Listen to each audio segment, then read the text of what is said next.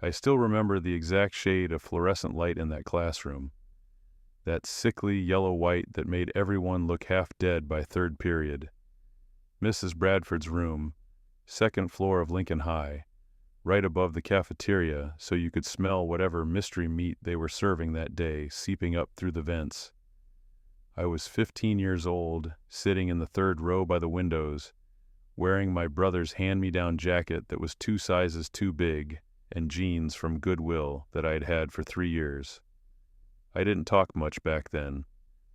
Not because I was shy exactly, but because talking required a certain kind of confidence I didn't have. When you grow up knowing that your shoes are held together with duct tape and your backpack is the same one your dad used in the 80s, you learn to make yourself small. You learn that silence is safer than risk. You learn that if people don't notice you, they can't judge what they see. But I loved learning. God, I loved it. While other kids were passing notes or checking their phones under their desks, I was genuinely fascinated by cellular respiration and the Krebs cycle, and the way Mrs. Bradford could make mitochondria sound like the most important discovery in human history. I took notes in a spiral notebook that I'd covered in brown paper bag material to hide the fact that it was from the dollar store. My handwriting was small and precise because I wanted to fit as much information as possible on each page. Notebooks cost money. Biology was my favorite class, but not just because of the content. It was the only hour of my day where what I wore or where I lived didn't matter. DNA didn't care if your dad worked double shifts at the warehouse. Photosynthesis didn't judge you for bringing lunch in a plastic grocery bag instead of an insulated lunchbox. Science was pure. Science was fair. Science rewarded understanding, not presentation. My family lived in a rental on the east side of town, the part where the streetlights took longer to get fixed and the pavement had more cracks than smooth sections. My dad worked at a distribution center, had since before I was born. My mom cleaned houses during the day and worked retail 3 nights a week. My older brother had dropped out of school at 16 to work construction, sending money home whenever he could. We weren't homeless. We weren't starving. But we existed in that specific kind of American poverty where you have just enough to keep going, but never enough to get ahead. I knew from a very young age that education was my only way out. My parents knew it too. My dad would come home exhausted, his back screaming from lifting boxes all day, and still ask to see my report card. My mom would work a 10-hour day and still help me with my English homework, sounding out words she sometimes didn't fully understand herself. They believed in me in a way that was almost painful, because I could see how much they were sacrificing, how much they'd already given up, and I knew I couldn't let them down. So I studied. While kids in my neighborhood were hanging out at the park or playing basketball, I was in my room with library books spread across my bed, teaching myself chemistry from a textbook that was older than me. I memorized the periodic table by writing it out 50 times. I practiced math problems until my hand cramped. I read every science article I could find in the magazines people left at the laundromat. And I dreamed about becoming a doctor. Not for the money, though I won't pretend that wasn't part of it. Mostly, I wanted to be someone who helped people, who made a difference, who used knowledge to heal. I wanted to walk into a hospital wearing scrubs and have people trust me with their lives. Because I'd earned it. Because I'd studied harder than anyone else. Because I'd proven that where you came from didn't determine where you could go. Mrs. Bradford's class was where that dream felt most real. She had these posters on the wall showing different medical specialties, and I would stare at them when I finished my work early. Cardiology, neurology, oncology. Each one represented a decade of study, of dedication, of becoming someone who mattered. I could picture myself there. I could see it so clearly. The other kids in class didn't pay much attention to me. I wasn't popular, wasn't athletic, wasn't particularly attractive. I was just the quiet kid who always did the homework and occasionally raised his hand with the right answer. There were about 30 of us in that biology class, a mix of sophomores and a few juniors repeating it. Tyler Stone sat in the back with his friends, cracking jokes and barely passing. Melanie Harper was in the front row, always prepared, always perfect. Zachary Whitfield was the class clown. Erica Kensington was the girl everyone had a crush on. And then there was me, no nickname, no reputation, just a kid trying to understand RNA transcription and cellular division while pretending not to notice when people looked at my clothes. October of 10th grade. That's when it happened. We were covering human anatomy, specifically the cardiovascular system. Mrs. Bradford was explaining the pathway of blood through the heart. Right atrium, right ventricle, pulmonary artery, lungs, pulmonary vein, left atrium, left ventricle, aorta. I was following along, taking notes, completely absorbed. She drew a diagram on the board, a simplified heart with arrows showing blood flow. The heart, she said, is just a pump. 4 chambers working in perfect coordination. When one part fails, the whole system collapses. I raised my hand. It took me a moment to get the courage, but I had a genuine question, something that had been bothering me since I'd read ahead in the textbook. She saw my hand and nodded. Yes? You said the heart is just a pump, I said, my voice quieter than I wanted it to be. But what about the electrical system, the SA node, the AV node, the bundle of His? Aren't those equally important? Because you could have perfect chambers and perfect valves, but without the electrical signals, nothing contracts in the right order. Isn't the heart as much an electrical organ as a mechanical one? It was a real question. I wasn't trying to show off or correct her. I just wanted to understand. In my mind, it was the kind of question that might lead to an interesting discussion, the kind of deeper dive into physiology that I loved. The room went quiet. Mrs. Bradford stopped writing on the board. She turned around slowly and looked at me, and there was something in her expression I'd never seen before. Not surprise at a good question. Not pleasure at student engagement. Something else. Something colder. That's the kind of question, she said, her voice carrying across the classroom, that people like you don't need to worry about. I blinked. People like me? She set down her marker. The class was completely silent. Now, 30 pairs of eyes turning to look at me. Let's be realistic here. Medical school requires not just intelligence, but resources, connections, a certain background. People like you, from your neighborhood, with your circumstances, don't become doctors. That's just reality. You're better off focusing on practical skills, learn a trade, get certified in something useful. But cardiovascular electrophysiology? She almost laughed. That's not your path.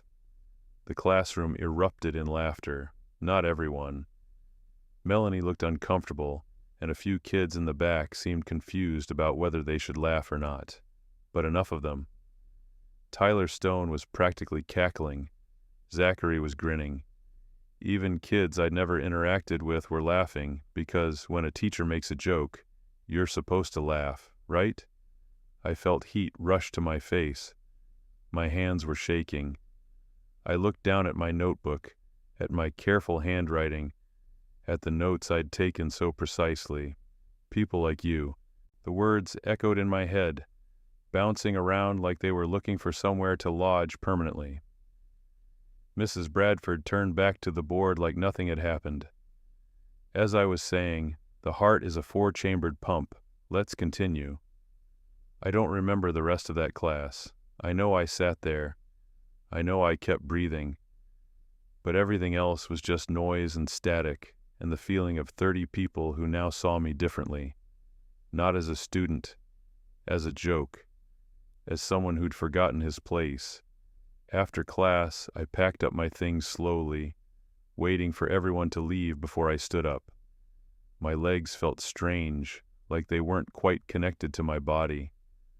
I walked out into the hallway in a daze. That night, I went home and sat on my bed with my biology textbook open in front of me. I tried to read the next chapter. My eyes moved over the words, but nothing stuck. People like you don't become doctors. I closed the textbook and pushed it away. My dad knocked on my door around 9. "How was school?" "Fine," I said. He could tell something was wrong. Parents always can. But he didn't push. Money was tight and he was tired. And sometimes fine was all either of us had the energy for. The next day in biology, I didn't raise my hand. I took notes, but only the bare minimum. When Mrs. Bradford asked if anyone had questions, I kept my eyes on my desk. I felt other students glancing at me occasionally, like they were waiting to see if I'd embarrass myself again. I didn't. Days turned into weeks. I still did my homework because I couldn't bring myself not to, but that spark was gone. That feeling of possibility. I started to notice things I'd trained myself not to see before. The way other kids' backpacks looked new and expensive. The way they talked about college visits and SAT prep courses that cost hundreds of dollars. The way Mrs. Bradford would spend extra time with students who came from good families, the ones whose parents were doctors or lawyers or business owners. Tyler Stone's dad was a surgeon at County General. Mrs. Bradford would light up when Tyler showed even the slightest bit of interest in medicine, praising him for asking questions that were honestly less sophisticated than the one I'd asked. "You've got medicine in your blood," she'd tell him. "It's in your DNA."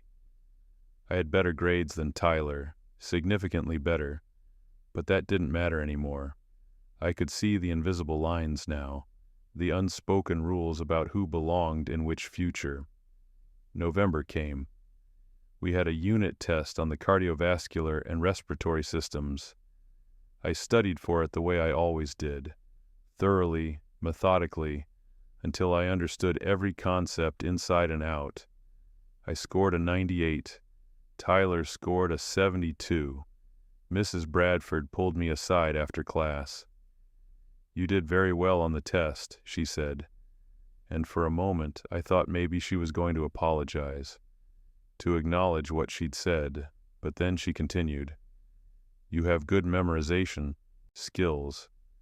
That'll serve you well in technical training. Have you thought about becoming an X-ray technician? Or maybe a pharmacy tech? Those are stable careers." I just nodded and left. That weekend, I was sitting in my room when my mom came in. She'd found a brochure somewhere about a summer program for high school students interested in medicine. It was at the university downtown, a month-long intensive thing where you'd shadow doctors and learn basic medical procedures and get a feel for what healthcare careers looked like. "Look at this," she said, excited in the way she got when she thought she'd found something that could help me. "It's expensive, but I talked to Mrs. Chen at church, and she knows someone who knows someone. We could maybe get you a scholarship."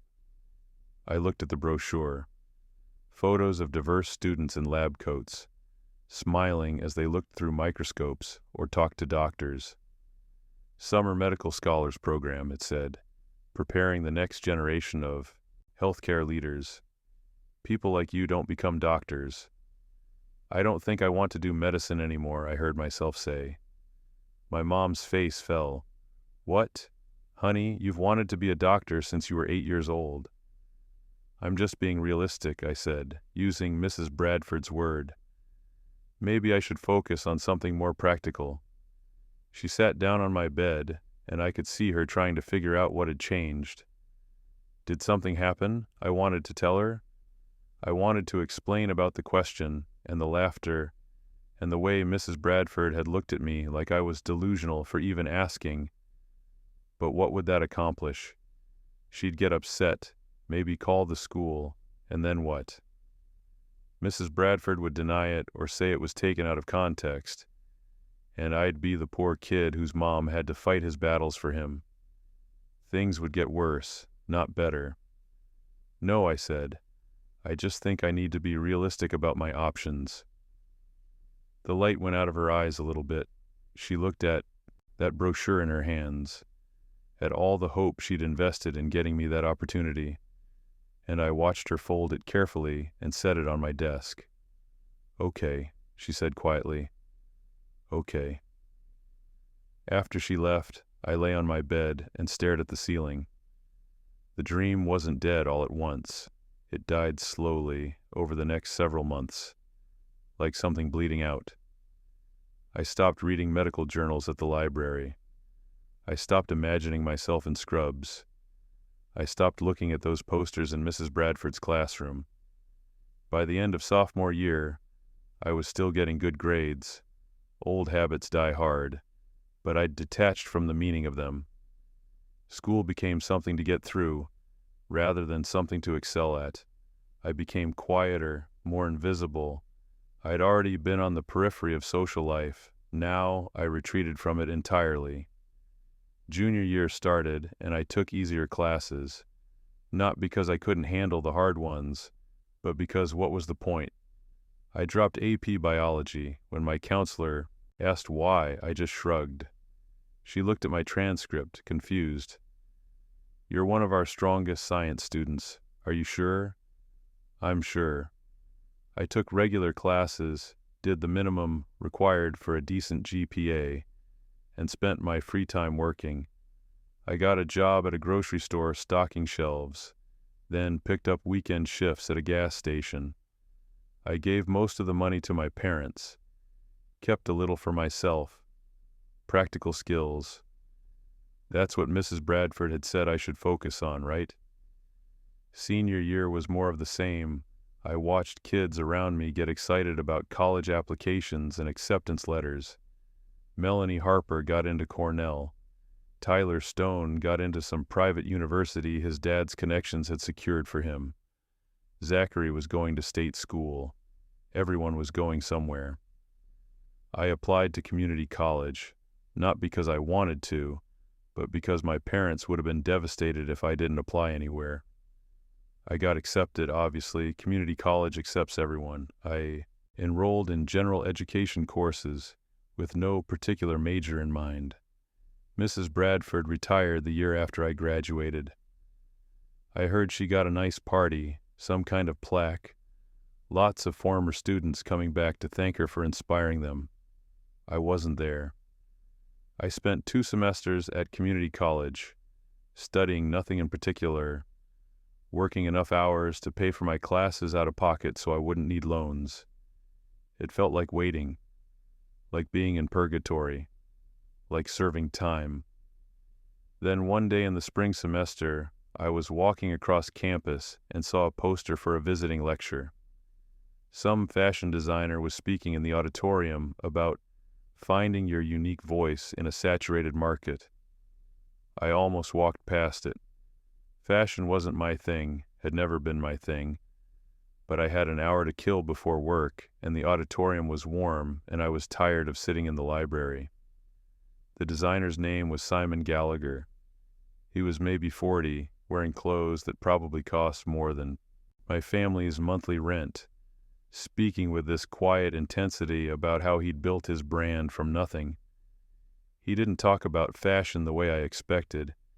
He talked about it like engineering, like problem solving, like science. People think fashion is about trends, he said. It's not. Fashion is about understanding human psychology, material properties, cultural signaling, and market economics. It's about seeing what exists and asking better questions.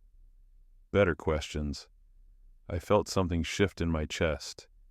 He talked about growing up poor in Detroit, about working in factories, about being told he should focus on practical skills because creative careers weren't for people like him. That phrase again, people like him. So I learned the practical skills, he said. I learned how to sew, how to work a sewing machine, how to understand fabric construction from the inside out. And then I used those practical skills to build something that was mine. After the lecture, I went home to the apartment I was sharing with two other guys from community college, and I sat on my bed and thought about the last 3 years, about how I'd let one person's words kill something inside me, about how I'd accepted her definition of who I was and what I could become. I thought about what Simon Gallagher had said: learn the practical skills, then use them to build something that's yours. The next day, I went to the library and checked out every book they had on fashion design, textile engineering, and clothing construction. I didn't know what I was looking for exactly. I just knew I needed to learn something, anything, with the same intensity I'd once applied to biology. I read about pattern making and draping and the way fabric falls on the body based on weight and weave. I learned about color theory and cultural associations with different styles. I discovered that fashion, at its core, was about transformation, taking raw materials and turning them into something that made people feel different about themselves. I bought a used sewing machine at a thrift store for $40. It was old and temperamental, and I had to watch YouTube videos to figure out how to thread it properly. I bought remnant fabric from craft stores, the stuff they sold cheap because the bolts were almost empty. I started making things. They were terrible at first. Crooked seams, uneven hems, proportions that made no sense. But I kept going. I approached it the way I'd once approached studying for biology tests, systematically, obsessively, breaking down each skill into component parts and practicing until muscle memory took over. My first completed piece was a simple shirt. It took me 3 weeks because I had to redo the sleeves 4 times and the collar twice. When I finally finished it, it was unwearable. The proportions were wrong. The fabric puckered at the seams. One shoulder sat higher than the other, but I'd made it. From scratch, from nothing. I wore it around my apartment anyway. My roommates looked at me like I'd lost my mind, but I didn't care. I'd created something physical from an idea in my head. And even though it was objectively bad, there was something powerful about that process. I made another shirt, then another, then pants. Each one was slightly less terrible than the last. I started understanding how fabric moved, how seams distributed stress, how proportions affected silhouette. It was pattern recognition, problem solving, systematic learning, all the skills I'd developed for science, now applied to something entirely different. I dropped out of community college after that second semester. My parents were worried, but I promised them I'd keep working, keep contributing.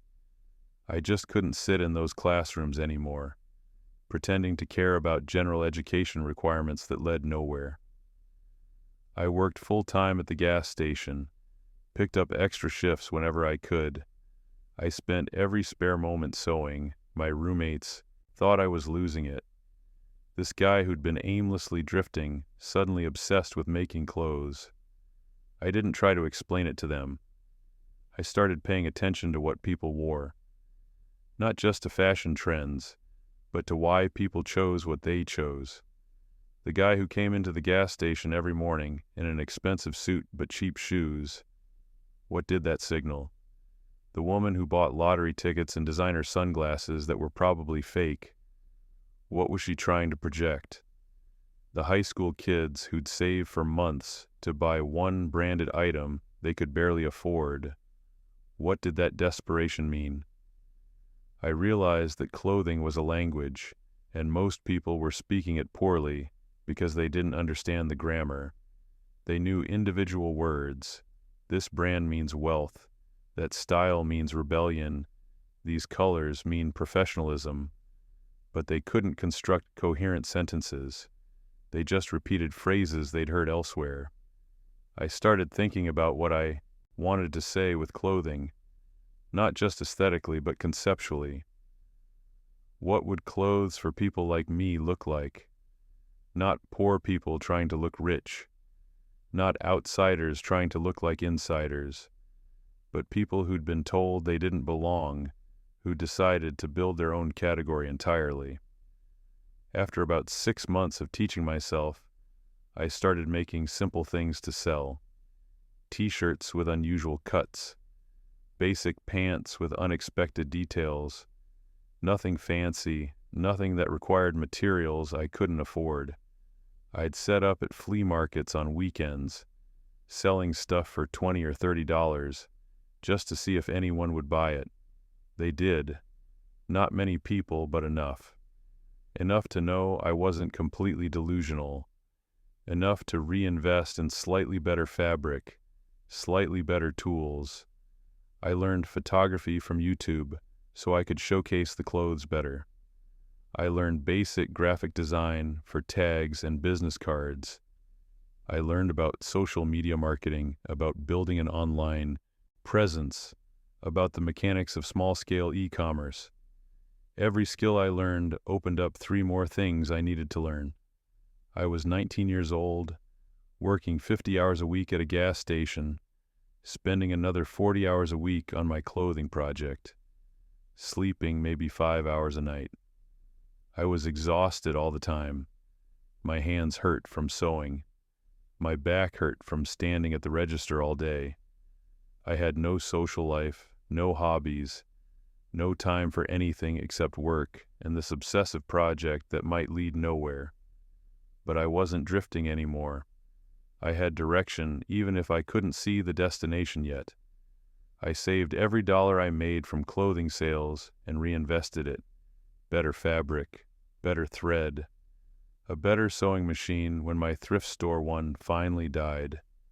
I lived on ramen and peanut butter sandwiches. My room was full of fabric and half-finished garments and sketches pinned to every available surface. My parents didn't understand what I was doing, but they could see I was working toward something. My dad would shake his head at my sewing machine, but never told me to stop. My mom would ask how the clothing hobby was going with that tone of forced optimism parents use when they're trying to be supportive of something they think is probably a waste of time. I turned 20. I'd been working on this for almost 2 years now, and I was starting to get better at the actual craft of making clothes. My construction was cleaner.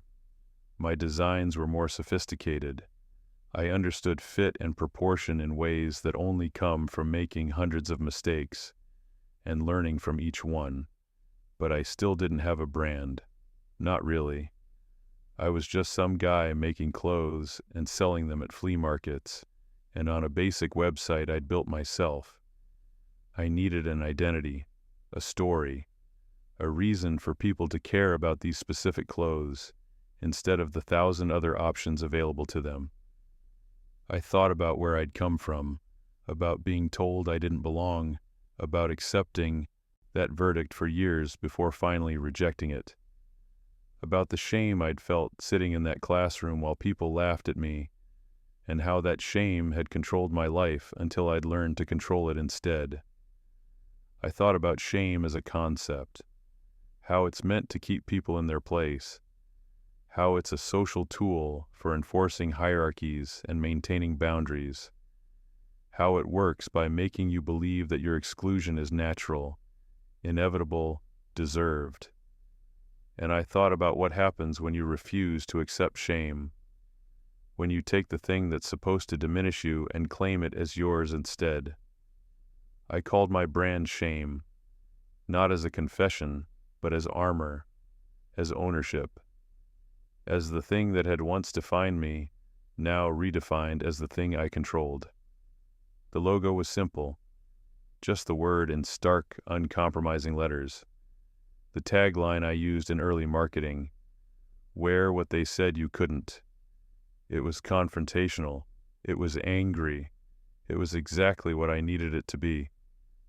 I started an Instagram account, posting photos of my pieces on people I'd convinced to model for free, friends of friends, anyone who'd wear my stuff. The clothes themselves were still relatively simple. I didn't have the resources for anything too complex. But they had this underlying attitude, this edge, this sense that wearing them meant something beyond just covering your body. I wrote captions about each piece, not just describing the clothing, but talking about the philosophy behind it, about transformation, about refusing to accept other people's definitions of who you are, about building your own category when the existing ones don't fit.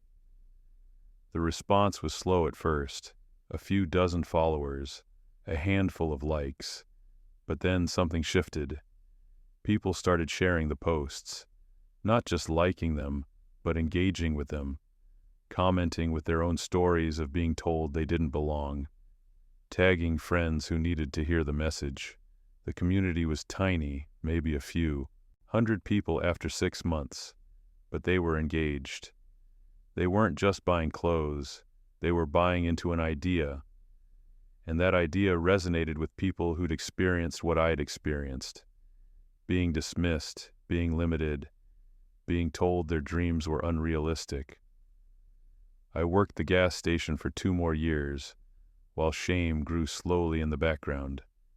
I'd come home from 8-hour shifts smelling like motor oil and gasoline, and I'd stay up until 3 in the morning, cutting patterns and sewing samples, and responding to DM orders. I shipped everything myself from the post office, using boxes I'd saved from grocery store deliveries. The orders increased gradually. 5 pieces a month became 10, then 20, then 50. I was still doing all the production myself, which meant I was physically limited in how much I could make. I'd sew until my fingers ached, until I couldn't focus my eyes anymore, and then I'd sleep for a few hours and wake up and do it again. At 22, I reached a breaking point. I was making enough from shame that I could theoretically quit the gas station and work on clothing full-time, but it was terrifying. What if the sales dropped?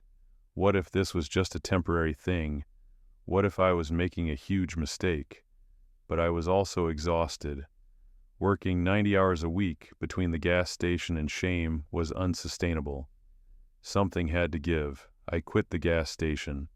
My parents were worried. A stable paycheck for an uncertain clothing business seemed like a bad trade to them. But I'd saved up a small cushion and promised them I'd go back to regular work if shame failed. Working full-time on the brand changed everything. Suddenly I could actually focus on production, on quality, on building systems instead of just frantically fulfilling orders in whatever spare time I had. I could experiment with designs, invest time in learning more advanced techniques, think strategically about growth. The first thing I did was hire help. Just one person, a woman named Bethany, who knew how to sew and needed work. I couldn't pay her much, barely above minimum wage, but it meant I could double my output. I taught her my construction methods, my quality standards, my approach to finishing details. Having another person who understood what I was trying to build made the work feel less isolating. With Bethany handling some of the production, I had time to focus on design and business development. I started reaching out to small boutiques, seeing if they'd carry shame. Most said no. They didn't know the brand, didn't understand the aesthetic, couldn't see how it fit with their existing inventory. But a few said yes. A vintage clothing store in Portland took 5 pieces on consignment. A boutique in Seattle ordered 10. Those early retail relationships taught me a lot about the business side of fashion, about wholesale pricing and margins, about sell-through rates and inventory management, about the difference between making clothes for yourself and making clothes for a market. I started getting more strategic about collections. Instead of just making whatever I felt like making, I'd plan out cohesive groups of pieces that worked together.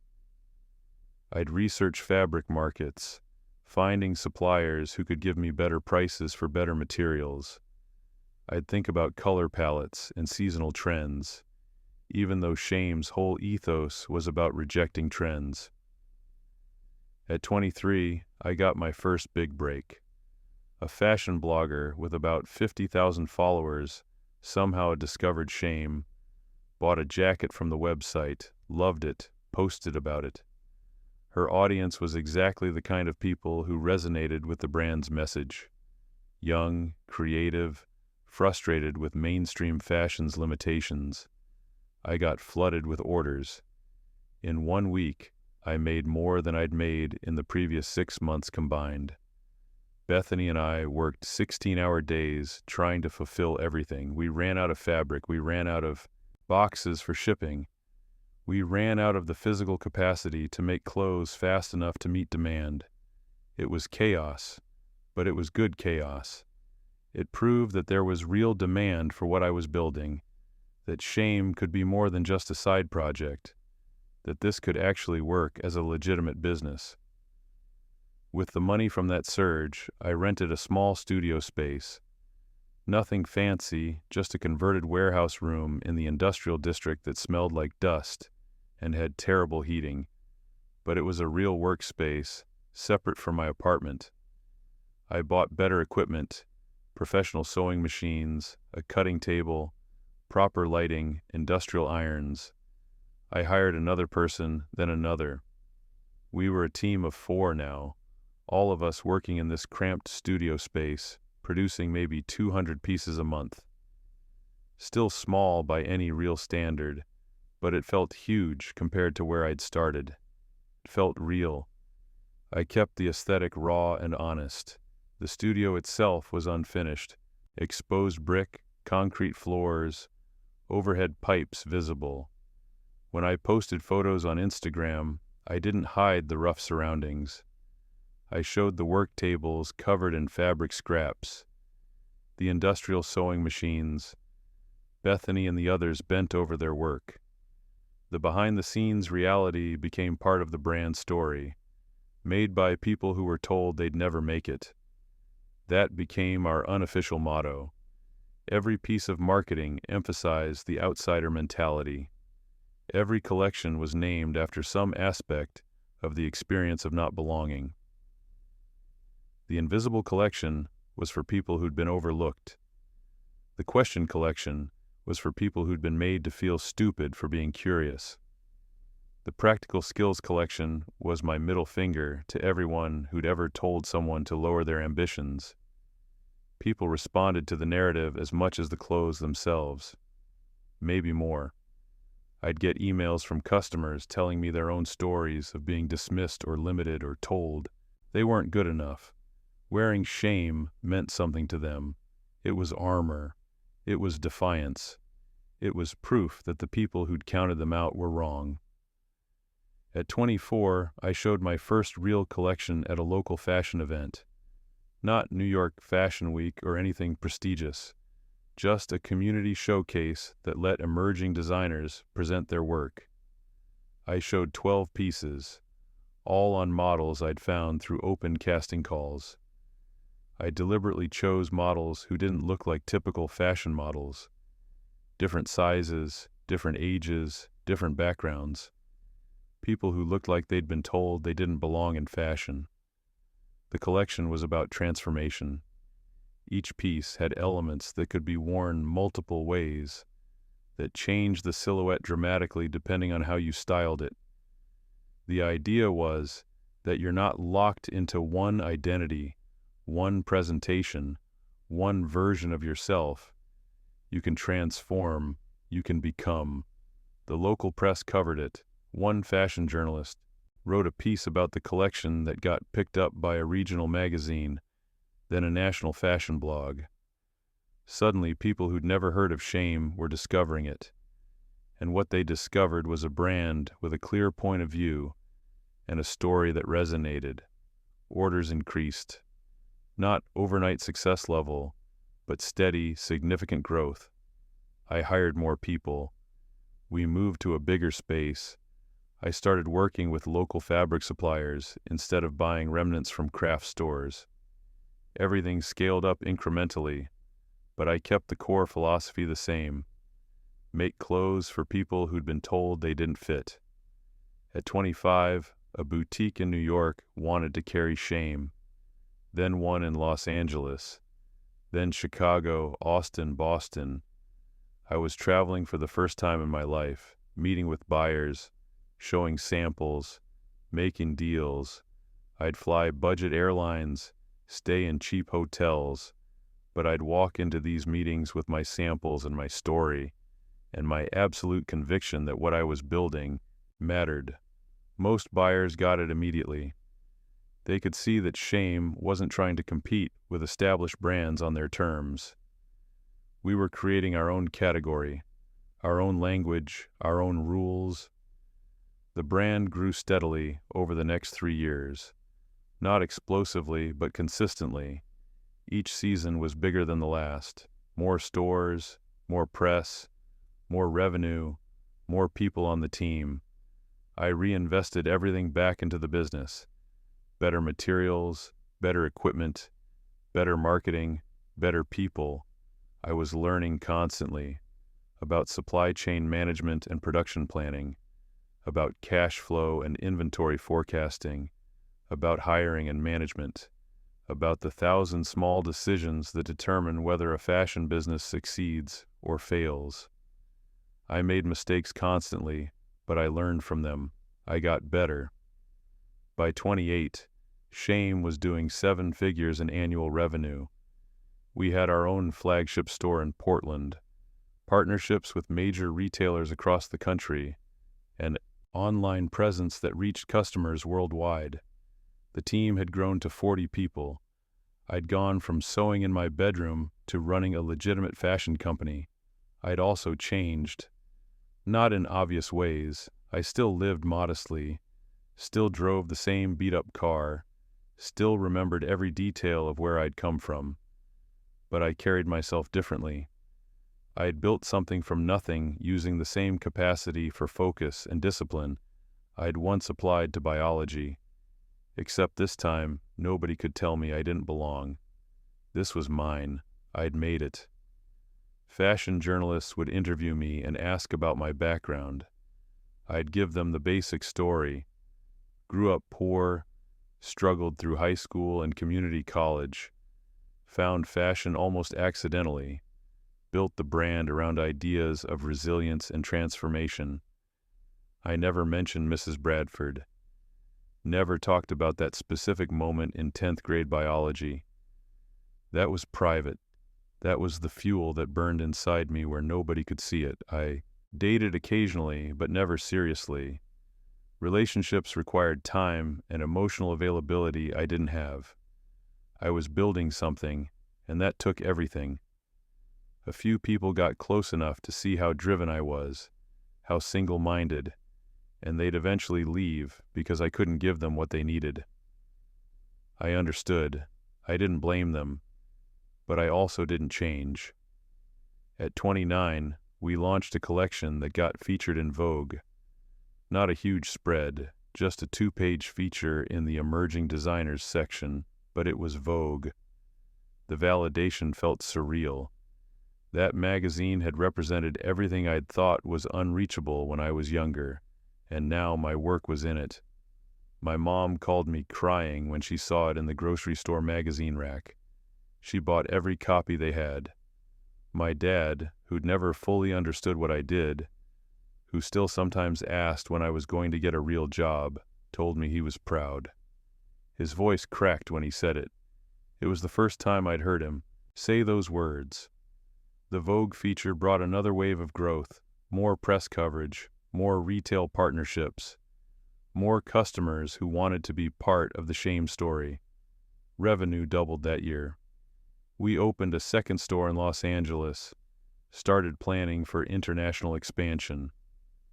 The success felt good, but it felt incomplete, like there was still something unfinished, a story without its final chapter. I still thought about Mrs. Bradford sometimes, about that moment in her classroom, about the casual cruelty of what she'd said, and how it had derailed my entire trajectory.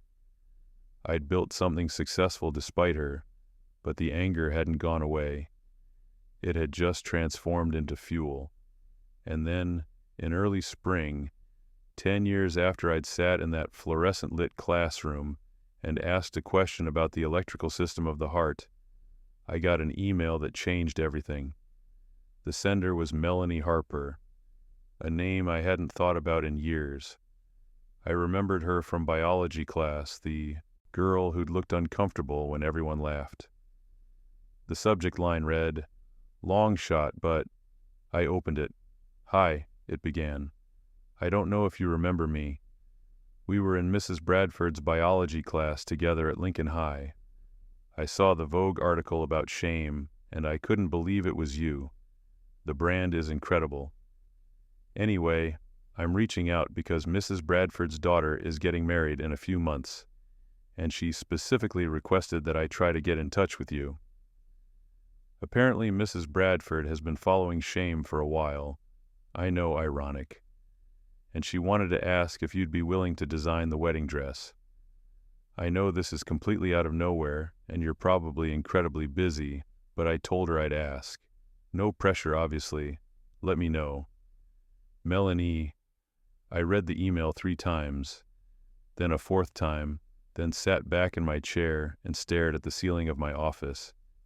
Mrs. Bradford, who'd told me that people like me don't become doctors, who'd laughed at my question and made sure everyone else laughed too, who'd killed my dream with casual cruelty disguised as realism. She was following my brand. She wanted me to design her daughter's wedding dress. The irony was almost too perfect, almost poetic.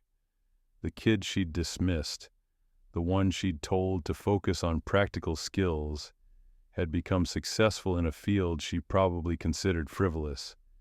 And now she wanted something from me, wanted my talent, my vision, my skill, wanted to associate her daughter's special day with my name. I sat with that information for a long time. My first instinct was to delete the email and forget about it, to pretend I'd never seen it. My second instinct was to respond with something cutting, some perfectly crafted paragraph that would explain exactly why she could go to hell. But then I thought about what I'd built, about how shame wasn't just a fashion brand. It was about transformation, about taking the things that were meant to diminish you and reshaping them into armor, about showing people who'd been told they didn't belong that they could build their own belonging. And I realized that the most powerful response wasn't rejection. It was exactly the thing Mrs. Bradford was asking for. I could design her daughter's wedding dress. I could create something beautiful, something that would photograph well, that would make everyone who saw it admire it. And I could do it in a way that made the message absolutely clear without a single word of explanation. I emailed Melanie back that same day. "I'll do it. Put me in touch with Mrs. Bradford and her daughter." The correspondence that followed was surreal. Mrs. Bradford emailed me, "Dear Shame Designer," at first, before Melanie apparently corrected her with my actual name, with this warm, familiar tone, like we were old friends catching up. She went on about how she'd always believed in supporting young people from our community, and how she'd been so thrilled to see my success. No mention of biology class. No acknowledgement of what she'd said. Either she genuinely didn't remember, or she'd decided to memory hole it. Both options made me angry in different ways. Her daughter's name was Karen. She was 28, getting married in July, wanted something unique but timeless. Mrs. Bradford had apparently talked her into reaching out to Shame, specifically because we have a personal connection to the designer. Personal connection. The phrase sat in my inbox like a stone. I set up a meeting with Karen and Mrs. Bradford at the Shame studio. When they arrived, I watched Mrs. Bradford take in the space, the exposed brick, the industrial equipment, the team working at various stations. She looked around with this expression of surprised approval, like she was impressed despite herself. Mrs. Bradford looked older, grayer, softer around the edges, wearing clothes that were expensive but not fashionable. She smiled at me with what seemed like genuine warmth. "Look at you," she said. "I always knew you'd do something special." The words hung in the air like smoke. I looked at her, at this woman who'd casually destroyed a 15-year-old's dreams and apparently had zero recollection of doing so, and I felt something cold and clear settle in my chest. "Thank you for considering me for this," I said, my voice professionally neutral. We talked about the dress. Karen had ideas. She wanted something flowing, romantic, with intricate detail work. She showed me inspiration photos on her phone, photos of dresses with delicate embroidery, with hand-sewn elements, with craftsmanship that took hundreds of hours to execute. She was sweet, actually, kind, genuinely excited about her wedding, about the dress, about the whole experience. Nothing like her mother. I felt almost bad about what I was planning to do. Almost. I told them I'd create something custom, that it would take time, require multiple fittings, that I'd need to work with Karen, individually, to get everything perfect. They agreed enthusiastically. Mrs. Bradford kept interjecting with comments about my journey and how inspiring it was that I'd made something of myself despite everything. Despite everything. As if my circumstances were the obstacle, not her words. After they left, I sat in my office and started sketching. I filled pages with rough ideas, crossed them out, started over. The dress had to be genuinely beautiful. That was crucial. It had to be something Karen would actually want to wear, something that would photograph gorgeously, something that would make everyone who saw it think about how talented the designer was. Because the message only worked if the dress itself was perfect. I spent weeks on the design. I consulted with my team about construction techniques, about how to achieve the effects I wanted. I sourced the perfect fabric, an ivory silk crepe with a weight and drape that would photograph beautifully. I designed the dress to be genuinely stunning. The construction was complex. A fitted bodice with hand-sewn detail work, thousands of tiny stitches forming an intricate pattern, a flowing skirt that moved like water, a train that would cascade behind her dramatically. I worked on the technical drawings obsessively, making sure every element was perfect. The detail work on the bodice was the key. The pattern I was designing looked organic, natural, beautiful. Vines and flowers, delicate and romantic, exactly the kind of thing you'd expect on a high-end wedding dress. But if you looked closely, really closely, you could see that the vines formed letters, that the flowers punctuated words, that the entire bodice spelled out a message in a script so subtle it looked like pure decoration. "People like you don't become doctors," her words, stitched into her daughter's wedding dress in thread so fine it would be invisible unless you were specifically looking for it, but visible enough that a high-resolution photograph would capture it, that someone zooming in on images would eventually notice it. I worked on that dress personally. Even though I had a team who could have handled the construction, this had to be mine. Every stitch had to be perfect. The message had to be subtle enough that it wouldn't be immediately obvious, but clear enough that it would eventually be discovered. Karen's first fitting was in late May. She came to the studio alone this time, and when she saw the dress, her eyes filled with tears. "It's perfect," she said. "It's exactly what I wanted." I helped her into it, adjusting the fit, marking where minor alterations were needed. The bodice hugged her perfectly. The detail work caught the light beautifully. She looked at herself in the mirror, and I could see she felt transformed, the way people do in the right dress. "What do the details mean?" she asked, looking at the intricate pattern on the bodice. "Is it a specific design? It's custom, I said. Unique to you. It's about growth and transformation. She smiled at that. I love it. My mom is going to cry when she sees this. She was so excited that you agreed to make it. I'm glad I could help, I said. The second fitting was in mid-June. Mrs. Bradford came along this time. She watched her daughter in the dress with obvious emotion, tears in her eyes.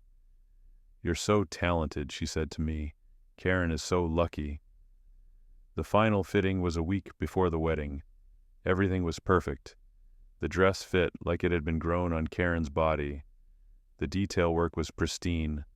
The whole thing was a masterpiece, and I knew it. This was some of the best work I'd ever done. I can't thank you enough, Karen said. Seriously, this is a dream. Mrs. Bradford hugged me, actually hugged me. You've made my daughter so happy, she said. I'm so glad we could reconnect after all these years. Reconnect, as if we'd ever been connected in the first place. The wedding was on a Saturday in mid-July. I didn't attend, obviously, but I made sure everything was delivered perfectly, packed with care, accompanied by detailed instructions for the photographer about how to capture the dress in optimal lighting. I made sure to emphasize that the bodice detail work should be photographed in high resolution, that it was intricate enough to deserve close-up shots, that the craftsmanship should be documented thoroughly. I waited. The photos started appearing on social media that evening. Karen looked radiant. The dress photographed even better than I'd hoped. The detail work on the bodice caught the light in every shot, looking like delicate art, like something precious and meaningful. Professional wedding photos usually take a few weeks to be edited and delivered, but guests had phones. By Sunday morning, there were dozens of photos online. By Sunday afternoon, someone had noticed. It was a wedding guest who'd zoomed in on one of the professional preview photos the photographer had posted. She'd been admiring the detail work on the bodice and had enhanced the image to see it better. And she'd seen the letters, seen the words. She posted about it on Twitter with a screenshot of the enhanced image. Wait. Is this bride's wedding dress literally embroidered with people like you don't become doctors? What is happening? The tweet started spreading, slowly at first, then faster. People were zooming in on other photos, confirming it. Yes, those were definitely letters. Yes, it definitely said that. What the fuck? Within hours, people had connected the dots. Someone found the Vogue article about shame. Someone else found my LinkedIn profile, which listed Lincoln High School. Someone found Mrs. Bradford's Facebook page, which had photos of her as a teacher and mentioned her retirement from Lincoln High a few years ago. Someone found an old yearbook photo of our biology class. The story assembled itself in real time across social media. People were digging through everything, putting together the narrative. Teacher tells poor student he'll never make it. Student becomes successful fashion designer. Teacher asks him to design daughter's wedding dress.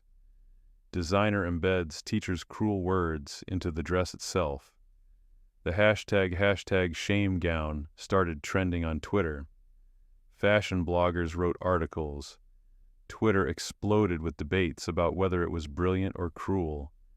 Instagram fashion accounts reposted the photos with captions about the most epic revenge in fashion history. TikTok filled with reaction videos, with people sharing their own stories of teachers who'd told them they'd never make it. And through it all, the photos of Karen in that dress kept circulating, looking beautiful and happy and completely unaware that she was wearing her mother's words stitched into the most important outfit of her life. My phone started blowing up.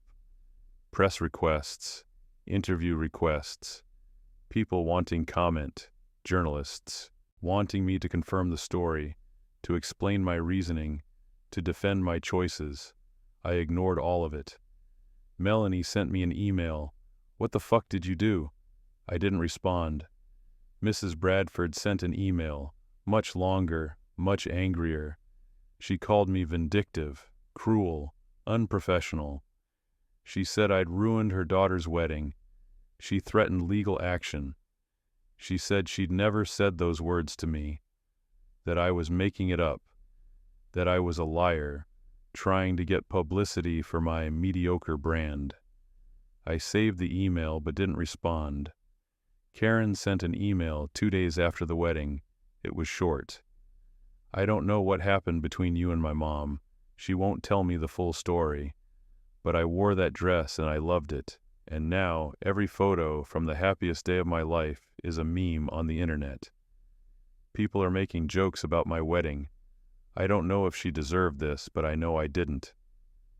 That one hurt. She was right. She'd been collateral damage in something that had nothing to do with her, a child paying for her mother's sins. I'd known that going in had made peace with it, but seeing it spelled out so plainly made me feel something close to regret. But I still didn't respond. The story ran for about a week and a half before the next news cycle pushed it out of mainstream attention. But during that week and a half, it was everywhere. Think pieces about revenge and class and education and cruelty. Debates about whether what I'd done was justified or if I'd gone too far. Discussions about teacher accountability and the long-term effects of casual cruelty on students. Some people thought I was a hero. Some thought I was an asshole. Most people fell somewhere in between, fascinated by the audacity of it, by the long game, by the cold precision of the revenge. Shame's profile went through the roof. Our website crashed from traffic multiple times. We got orders from people who'd never heard of us before, people who loved the narrative, who saw themselves in the story, people who'd been told they'd never make it and wanted to wear a brand that was built on proving those people wrong. Sales quadrupled in 2 weeks. We couldn't keep up with demand. I had to hire more people, rent more space, completely restructure our production timeline. The business grew faster in those 2 weeks than it had in the previous 2 years. Mrs. Bradford disappeared from social media entirely. Her Facebook went private. Her Twitter account was deleted. I heard through various channels that she was facing significant social consequences in her community, that former students were coming forward with their own stories of her casual cruelty, that her reputation as a beloved teacher was being reconsidered and found wanting. I never confirmed or denied the story publicly. When journalists reached out, my team sent a standard no-comment response. The mystery of it probably made the story more powerful, letting people fill in the gaps themselves, letting them project their own experiences of being dismissed and underestimated onto the narrative. Months passed. The story faded from mainstream attention, but became part of internet lore. One of those things people reference in discussions about revenge or justice or the long memory of cruelty. The dress itself became iconic in certain circles. Fashion students studied it. People made reference to it in think pieces about class and opportunity in America. Shame continued to grow. We opened stores in New York, Chicago, San Francisco. We expanded internationally to London, Tokyo, Berlin. The brand became bigger than I'd ever imagined possible. By 30, I was running a global fashion company with hundreds of employees and annual revenue in the tens of millions. I bought my parents a house, a real house with a yard and new appliances and rooms they didn't have to share with strangers. In a neighborhood where the streetlights worked and the pavement was smooth and nobody looked at you sideways for being there. My dad cried when I gave them the keys. My mom kept walking through the rooms, touching the walls, like she couldn't quite believe they were real. "You did this," my mom said, her voice shaking. "You actually did it." I thought about Mrs. Bradford's words. "People like you don't become doctors." She'd meant it as a ceiling, as a limitation, as a definition of what I couldn't become, and she'd been right in a way. People like me, poor kids from struggling families with secondhand clothes and deep shame, we don't usually become doctors. The system isn't built for it. The barriers are too high. The resources required are too great. But we become other things. We build other empires. We find other ways to prove that the people who counted us out were wrong. I still think about that classroom sometimes, about that fluorescent light that made everyone look half dead, about that moment when 30 people laughed at me for asking a question about the electrical system of the heart, about who I was then, hopeful, naive, believing that intelligence and hard work were enough to overcome circumstance. I'm not that person anymore. That person died in that classroom. The person who replaced him is harder, more strategic, less trusting.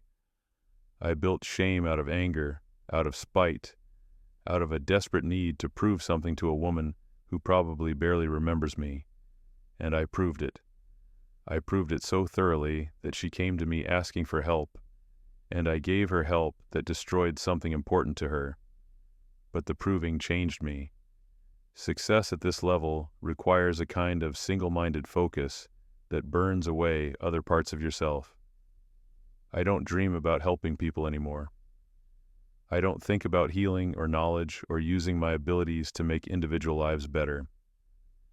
I think about market share and brand positioning and cultural impact.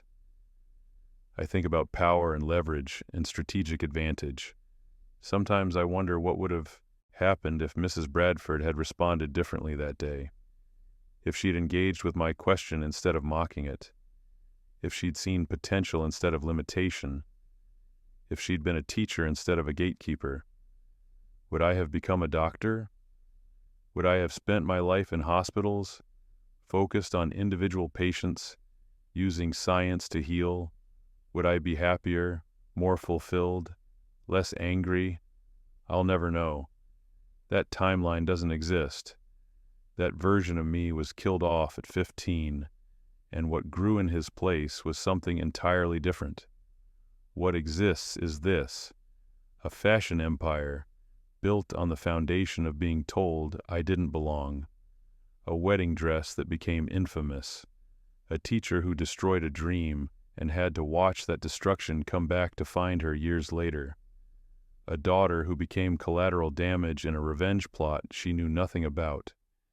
People say revenge is supposed to feel good, that getting even is supposed to bring closure, to heal old wounds, to let you move forward, free of the past.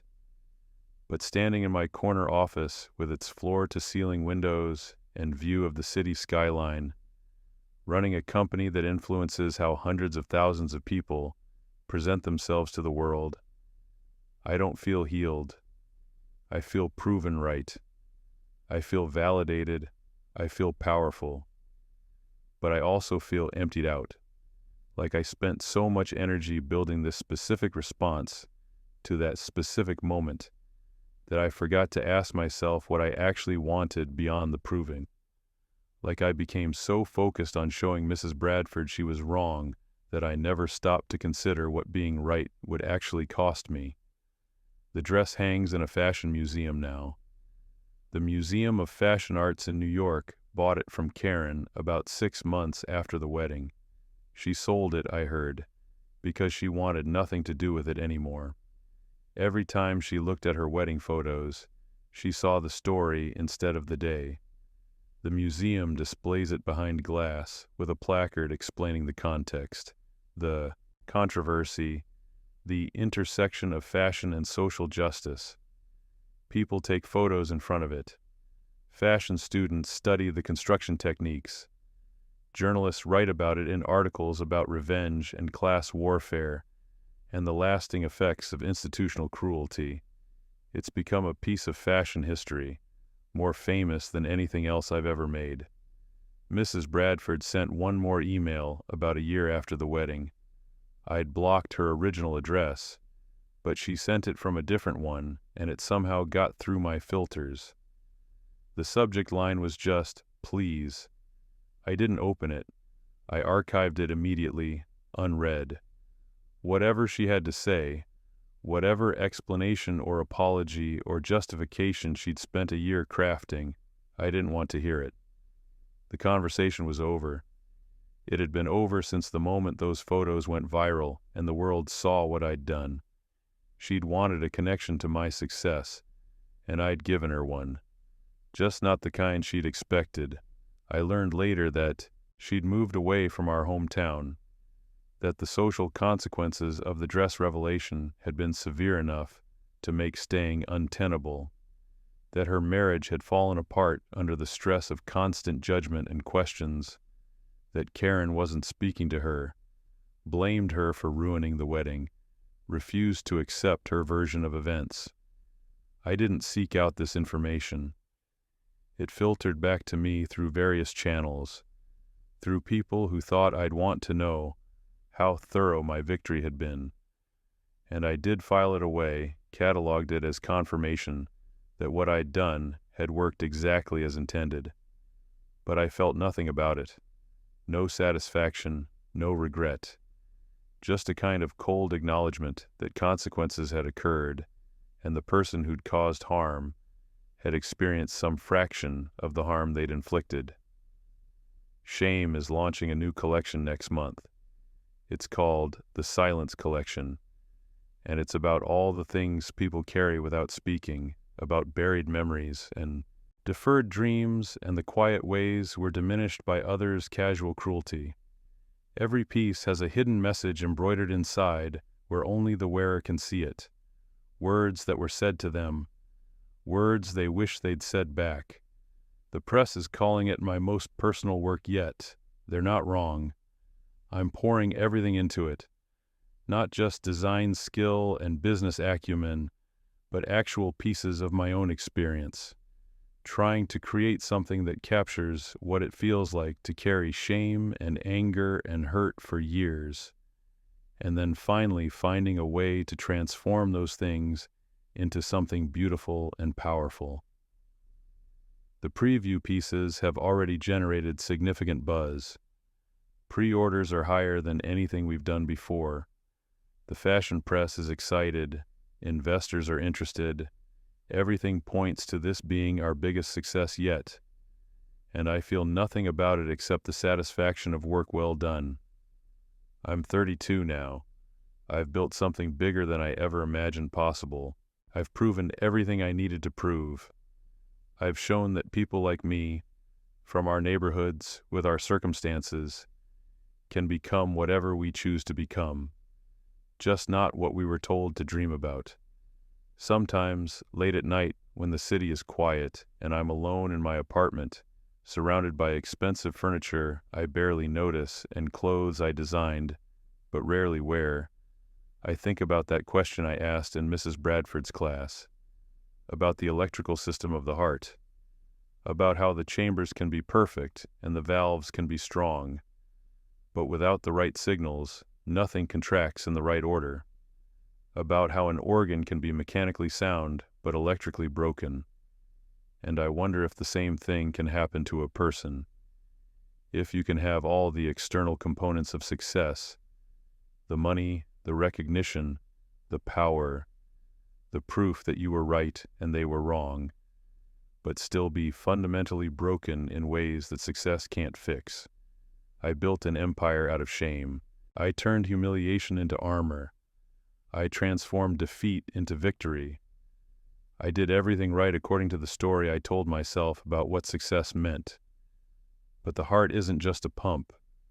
And revenge, even when it's perfect, even when it's justified, even when it's executed with precision and arrives exactly when it should, revenge doesn't make you whole again. It just makes you someone else entirely. I won. I know I won. Mrs. Bradford knows it too, wherever she is now, living with the consequences of words she probably spoke without a second thought. The world knows it. The dress in the museum proves it. The brand I built proves it. The life I'm living proves it. But late at night, in the quiet moments when I'm not building or proving or conquering, I still feel like that 15-year-old kid in the third row by the windows, hand raised with a question about biology, genuinely curious about how the world works, believing that understanding was valuable for its own sake, believing that intelligence and effort would be enough. That kid died in Mrs. Bradford's classroom. He died slowly, over months and years, but he died. And the person who replaced him built something magnificent out of his corpse. I wear success like the clothes I design, carefully constructed, sending specific messages, creating the exact impression I want people to have. And underneath it all, invisible to everyone who sees me, there's a pattern stitched so subtly that only I can read it. It says, I survived, I won, I became someone, but it doesn't say I became myself. That person, whoever he might have been, is gone, lost somewhere in the fluorescent light of a 10th grade classroom, buried under the sound of 30 people laughing, erased by the casual cruelty of someone who thought she was just being realistic. And in his place stands someone harder, colder, more successful than he ever would have been. Someone who turned shame into power, someone who doesn't ask questions anymore because he already knows all the answers that matter. Someone who built a fashion empire on the foundation of a single destroyed dream.